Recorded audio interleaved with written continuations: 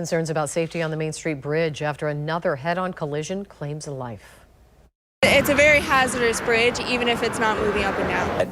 For these kinds of crashes to keep happening, it's just not necessary. This was the scene yesterday morning after two vehicles traveling in opposite directions collided with each other. One person who was driving an Infiniti was taken to the hospital in critical condition. Today we learned 26-year-old Jack Moore was the driver of a Kia who died in the crash. Investigators are still trying to determine why his vehicle crossed into oncoming traffic. News4JAX reporter Eric Avenier was on the Main Street Bridge just moments after the crash happened. He's joining us live to explain why people who frequently travel across the bridge are so frustrated. Yesterday, when I was on the bridge shooting a video of the crash scene with my cell phone, people who were jogging and walking along the sidewalk immediately said, "Oh no, not another crash." At this point, investigators have not said what caused it, but we do know yesterday's crash was yet another head-on collision on this very popular bridge. At any time during the middle of the night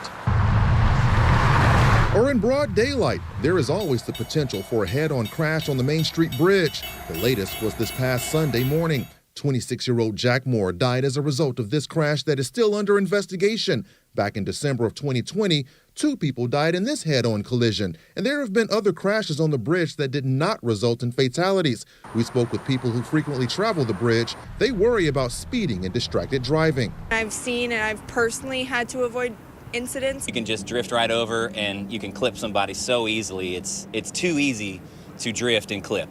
News4JAX crime and safety expert Ken Jefferson says part of the problem is the bridge being so narrow. You've got oncoming traffic. Sometimes they panic and move over, and it impedes the progress of the person in the outside lane.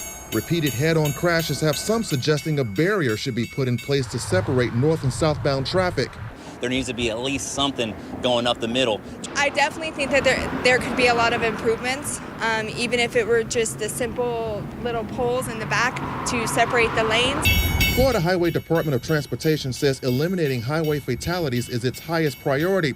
An FDOT spokesperson released a statement that says, in part, FDOT evaluates crashes that occur on state facilities with a special emphasis on crashes that result in a fatality. If improvement on a roadway can be made to enhance safety, additional studies may be warranted. We can't just keep kicking the can down the road saying that they'll assess it now or later and not do anything about it. What's the assessment for? Have they assessed the fact that there have been multiple head-on collisions and assessed the fact that they don't need to do anything about it? I say not. I say they need to take action now on that. Now, as for 26-year-old Jack Moore, who lost his life yesterday, his girlfriend and family were too upset to comment, only to say that he would have turned 27 in a couple of weeks. Now, the other person who was involved in the crash was taken to the hospital in critical condition. Back to you.